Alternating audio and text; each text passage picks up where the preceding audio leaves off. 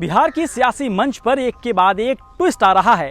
Twist इतना कि film शुरू होते ही हर एक्टर क्लाइमेक्स शॉट दे रहा है। सपोर्टिंग रोल वाले मुकेश सहनी बीच सभा में गठबंधन के हीरो तेजस्वी यादव पर आरोप लगाते हैं कि पीठ पर खंजर भोंक दिया, तो फिल्मी दुनिया से सियासत में आने वाले रामविलास पासवान के चिराग नीतीश कुमार को डायरेक्टर मानने से इनकार कर देते हैं। लेकिन सवाल यह है कि चिराग का ये एक्सपेरिमेंट किस प्रयोगशाला में तैयार हुआ है? आखिर ये क्या प्लॉट है कि आप एनडीए में हैं भी और नहीं भी? बिहार के वोटर के लिए एक ऐसा माया जाल बुना जा रहा है और जिस जाल में नीतीश फंस सकते हैं उसे बीजेपी क्यों नहीं तोड़ पाई? पीएम नरेंद्र मोदी को अपना आदर्श मानने वाले चिराग को बीजेपी क्यों नहीं मना सकी? या फिर इस जाल को बुनने वाली मदर मकड़ी बीजेपी ही है? एन चुनाव से पहले एनडीए में उठापटक हो रही है तो जनता पूछेगी जरूर, जनाब ऐसे कैसे?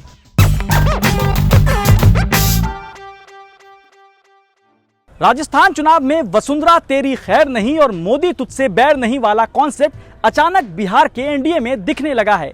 चिराग मोदी तुझसे बैर नहीं, नीतीश तेरी खैर नहीं वाले मोड में हैं। चिराग पासवान ने जेडीयू के साथ चुनाव न लड़ने के ऐलान के बाद एक खुला खत लिखा है। चिट्ठी में लिखा है, बिहार राज्य के इतिहास का ये बड़ा निर्णायक क्षण है। करोड़ों बिहारियों के जीवन मरण का प्रश्न है, क्योंकि अब हमारे पास खोने के लिए और समय नहीं है। जेडीयू के प्रत्याशी को दिया गया एक भी वोट कल आपके बच्चे को पलायन करने पर मजबूर करेगा। वहीं चिराग ने यह भी कहा है कि बिहार में बीजेपी एलजेपी की सरकार बनेगी और वो पीएम मोदी के नेतृत्व में काम करेंगे। चलिए आपको कुछ राजनीतिक समीकरण समझाते हैं। जब नीतीश कुमार 2014 लोकसभा चुनाव से पहले एनडीए से अलग हुए थे, तब भी एलजेपी बीजेपी के साथ थी। 2015 विधानसभा चुनाव में भी साथ थी, लेकिन 2016 में बीजेपी और जेडीयू दोबारा साथ आ गए, लेकिन तब भी एलजेपी बिहार सरकार में नहीं रही।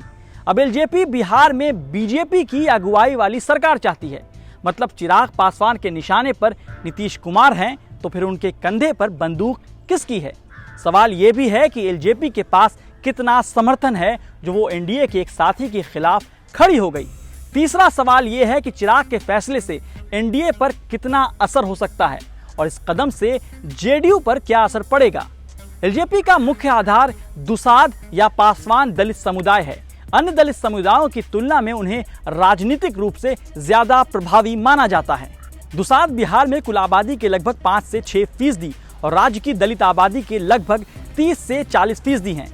बिहार के दक्षिणी और मध्य जिलों में अपेक्षाकृत मजबूत एलजेपी की पूरे राज्य में मौजूदगी है, जो कभी स्पॉइलर तो कभी वोट सप्लायर बन सकती है। एलजेपी ने पिछले 2 चुनाव बड़े दलों के साथ गठबंधन में लड़े थे। ये 2010 में आरजेडी के साथ गठबंधन में 75 सीटों पर लड़ी थी, तब 3 सीटों पर जीत हासिल हुई और 6.75% वोट मिले थे। वहीं 2015 में बीजेपी के साथ गठबंधन में 42 सीटों पर लड़ी और सिर्फ 2 सीट हाथ लगी। साल 2014 में ये पार्टी बीजेपी की वफादार सहयोगी बन गई थी। ऐसे में मुसलमानों के बीच इसका समर्थन कम हो गया, जबकि अगड़ी जातियों के बीच इसकी स्वीकार्यता मामूली रूप से बढ़ गई। हालांकि कुछ इलाकों को छोड़कर एलजेपी ज्यादा सीटें जीतने की स्थिति में नहीं दिखती, मगर जिन सीटों पर कड़ी लड़ाई है वहां ये किसी का खेल जरूर बिगाड़ सकती है। अब खुली जबान में ये चर्चा आम हो चुकी है कि एलजेपी के कदम से बीजेपी को फायदा हो सकता है, क्योंकि एलजेपी जेडीयू और हम उम्मीदवारों के खिलाफ चुनाव लड़ने जा रही है, लेकिन बीजेपी उम्मीदवारों को उसका समर्थन हासिल होगा। ऐसे में बीजेपी का स्ट्राइक रेट उसके सहयोगियों की तुलना में बेहतर हो सकता है।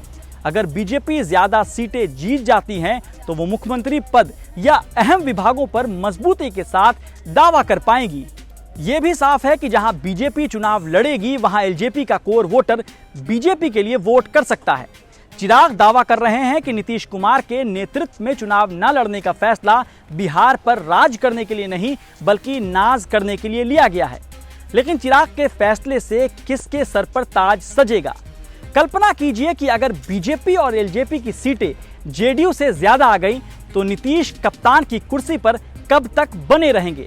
उधर चिराग से बिहार का वोटर ये जरूर जानना चाहेगा कि क्या वो चुनाव से पहले इस बात की गारंटी देंगे कि क्या अगर उनके समर्थन से ही नीतीश की सरकार बननी है तो भी वो चुनाव से पहले वाले अपने स्टैंड पर कायम रहेंगे और नीतीश को सपोर्ट नहीं करेंगे।